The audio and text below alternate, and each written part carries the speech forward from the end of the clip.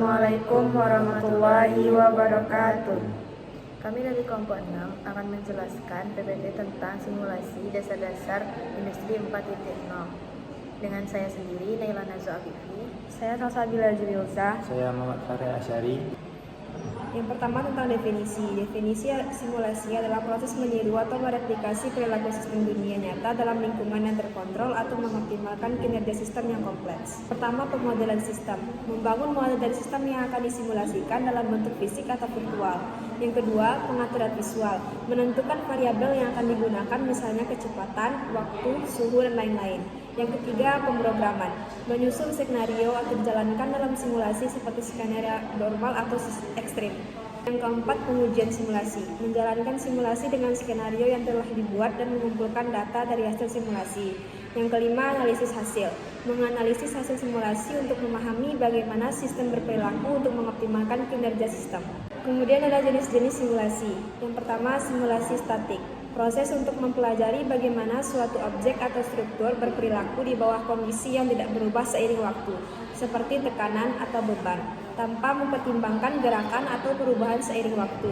Contohnya menganalisis sebuah jembatan yang sedang menerima beban mobil di atasnya. Yang kedua, ada simulasi dinamik. Simulasi dinamik adalah metode untuk memodelkan dan menganalisis bagaimana sistem perubahan seiring waktu, sering digunakan untuk memahami dan mengoptimalkan proses, seperti dalam bidang logistik, menganalisis aliran barang di gudang. Kemudian ada simulasi kontinu. Simulasi kontinu dalam logistik dan manufaktur adalah metode pemodelan yang menggambarkan proses yang berlangsung secara terus-menerus tanpa jeda untuk mengamati aliran bahan atau barang dalam waktu nyata, seperti dalam aliran produksi atau distribusi. Contohnya aliran barang yang bergerak secara terus-menerus melalui berbagai tahap dalam jalur produksi. Kemudian ada simulasi diskrit. Simulasi diskrit adalah logistik dan manufaktur adalah metode untuk memodelkan proses sebagai rangkaian peristiwa terpisah yang terjadi secara berurutan. Contohnya seperti proses produksi atau pengiriman. Simulasi deterministik dalam logistik dan manufaktur adalah model yang menggunakan data dan aturan pasti untuk memprediksi hasil proses tanpa adanya unsur ketidakpastian atau variabilitas. Contohnya menghitung waktu yang diperlukan untuk memindahkan barang dari satu titik ke titik lain di pabrik dengan kecepatan konveyor yang tetap. Simulasi stokastik. Simulasi stokastik adalah metode untuk memodelkan proses atau sistem yang melibatkan ketidakpastian, seperti waktu pengiriman atau permintaan pelanggan, dengan menggunakan data acak untuk memprediksi berbagai hasil yang mungkin terjadi. Contohnya layanan teller. Kelebihan simulasi yaitu yang pertama, menghadapi ketidakpastian, dapat memodelkan situasi yang melibatkan variabel acak untuk ketidakpastian. Yang kedua, prediksi hasil, membantu memprediksi berbagai hasil yang mungkin terjadi dalam suatu sistem atau proses. Yang ketiga, prediksi hasil, membantu memprediksi berbagai hasil yang mungkin terjadi dalam suatu sistem atau proses. Yang keempat, penghematan biaya, mengurangi kebutuhan untuk eksperimen fisik yang mahal dan berisiko. Yang kelima, ada analisis kompleksitas, dapat menangani sistem yang sangat kompleks dengan banyak variabel. Yang keenam, pengambilan keputusan yang lebih baik, memberikan informasi lebih banyak untuk membantu dalam pengambilan keputusan yang lebih terinformasi. Simulasi Industri 4.0. Simulasi dalam Industri 4.0 adalah teknologi yang memungkinkan perusahaan membuat model digital dari proses sistem atau lingkungan fisik untuk memprediksi bagaimana suatu sistem akan beroperasi di dunia nyata. Di Industri 4.0, simulasi yang sering menggunakan digital twin atau kembaran digital, yaitu replika digital dari suatu objek atau proses nyata. Contohnya, simulasi proses produksi di pabrik untuk mengevaluasi efisiensi. Cara kerja 4.0. 1. Pengumpulan data real-time. Sensor IoT mengumpulkan data dari mesin dan proses lingkungan fisik. 2. Pemodelan digital. Data tersebut digunakan untuk membuat model digital atau kembaran digital dalam kurung digital twin dari sistem fisik. 3. Proses menggunakan AI dan machine learning mengelola data untuk memprediksi hasil dan memberikan wawasan lebih dalam. 4. Uji coba virtual. Model digital digunakan untuk menguji berbagai skenario atau perubahan tanpa resiko di dunia nyata. 5. Analisis dan optimalisasi. Data simulasi analisis untuk menemukan cara meningkatkan efisiensi, mengurangi biaya, atau mengoptimalkan proses. 6. Implementasi dan perbaruan berkelanjutan. Hasil simulasi diterapkan pada sistem nyata dan model terus diperbarui berdasarkan data baru untuk perbaikan berkelanjutan. Tantangan dalam industri 4.0. 1. Kerumitan model. Model simulasi yang kompleks sulit dibangun dan membutuhkan waktu untuk memvalidasi. 2. Ketersediaan data. Data yang akurat dan real-time sulit diperoleh mempengaruhi keakuratan hasil. 3. Biaya implementasi. Perangkat lunak dan perangkat keras yang diperlukan untuk simulasi bisa mahal. 4. Waktu pengembangan dan menguji model simulasi membutuhkan waktu yang cukup lama. 5. Keahlian teknis. Memerlukan tim dengan keterampilan khusus dalam pemodelan dan analisis data. 6. Perubahan kondisi proses dan sistem industri bisa merubah cepat sehingga model perlu diperbarui agar tetap relevan. Digital Twin. Digital Twin adalah representasi virtual dari sistem fisik yang mencerminkan kondisi dan operasi nyata, terhubung dengan data sensor dari dunia fisik untuk memantau dan menganalisis sistem data di dunia dan menganalisis sistem real time, membantu merancang, menguji, dan memelihara sistem secara lebih efisien. Contohnya digital twin, mesin yang memonitor kinerja dan memberikan data prediktif untuk perawatan. Elemen digital twin. 1. Physical entity. Ini adalah objek fisik atau sistem yang ingin dimodelkan seperti mesin, kendaraan, atau gedung.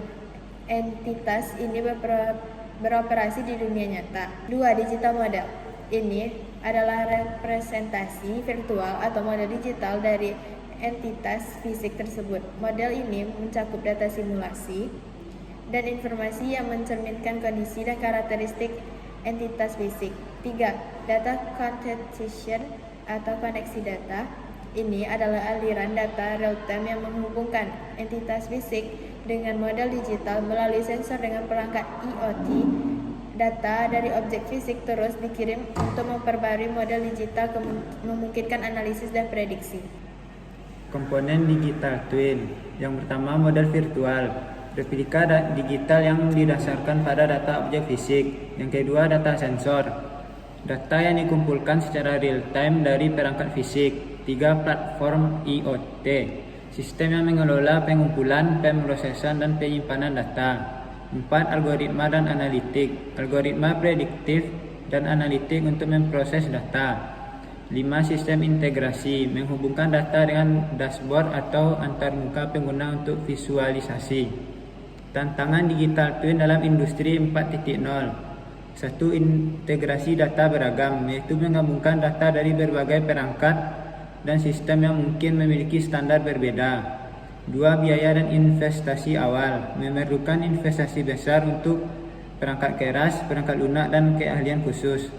3. Keamanan dan privasi data, risiko terhadap kebocoran data sensitif dan serangan cyber, terutama karena data diproses dan disimpan secara digital. 4. Kompleksitas teknologi, butuh pemahaman tinggi tentang pemodelan analitik dan pengelolaan sistem IoT yang tidak selalu mudah ditemukan. 5. Pengelolaan volume data besar. Digital twin menghasilkan data dalam jumlah besar yang membutuhkan kapasitas penyimpanan dan pengolahan yang kuat. 6. Interoperabilitas sistem yang berbeda, kesulitan dalam membuat digital twin bekerja dengan lancar di antara berbagai perangkat dan sistem dalam suatu perusahaan. Masa depan digital twin dalam industri. 1. Pemodelan prediktif yang lebih akurat. Menggunakan data historis dan sensor real time, digital twin akan mampu memprediksi kerusakan dengan lebih tepat. 2. Desain dan prototipe digital. Perusahaan dapat menguji desain baru dalam bentuk digital sebelum memproduksi fisik. 3. Otonomi operasional. Digital twin yang terintegrasi dengan sistem otomatisasi akan memungkinkan operasi mandiri, terutama dalam tugas berulang atau yang memerlukan kecepatan tinggi. 4. Analisis risiko yang lebih mendalam. Digital twin akan membantu mengidentifikasi dan memitigasi risiko operasional dan lingkungan dengan analisis yang lebih terperinci, terutama untuk proyek skala besar. 5. Peningkatan pengalaman pelanggan. Dengan data yang lebih baik, digital twin dapat menyediakan wawasan untuk menciptakan produk yang lebih sesuai dengan kebutuhan pelanggan, meningkatkan kepuasan pelanggan. Contoh penerapan simulasi di logistik. Satu, optimalisasi alur produksi untuk merancang ulang jalur produksi agar lebih efisien. Dua, pengaturan tata letak gudang untuk mempercepat pengambilan dan pengiriman barang. Tiga, prediksi keterlambatan pengiriman untuk memprediksi dampak keterlambatan pengiriman dan mencari solusi terbaik. Empat, simulasi jalur forklift untuk memastikan lalu lintas barang lancar dan aman. Contoh penerapan simulasi di manufaktur. Satu, simulasi digital twin di pabrik pemotongan logam seperti gambar di samping. Dua, simulasi pemeliharaan prediktif di pabrik otomatis. Kesimpulan, simulasi merupakan alat yang sangat penting dalam industri modern yang memungkinkan perusahaan untuk memahami dan mengoptimalkan proses mereka secara visual sebelum menerapkannya secara nyata.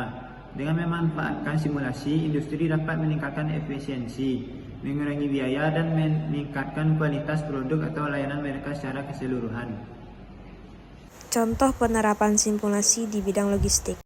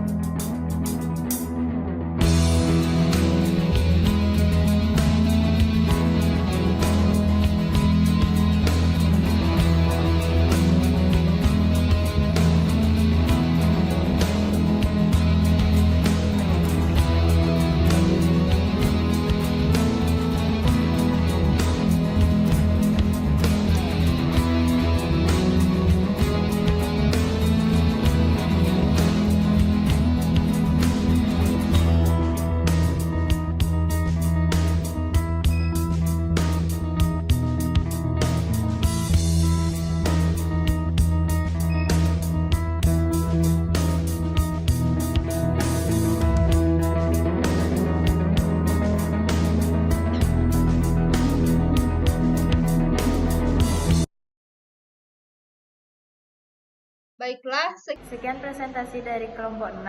Saya akhiri, apabila ada salah, wabillahi taufiq wal hidayah. Assalamualaikum warahmatullahi wabarakatuh. Dadah.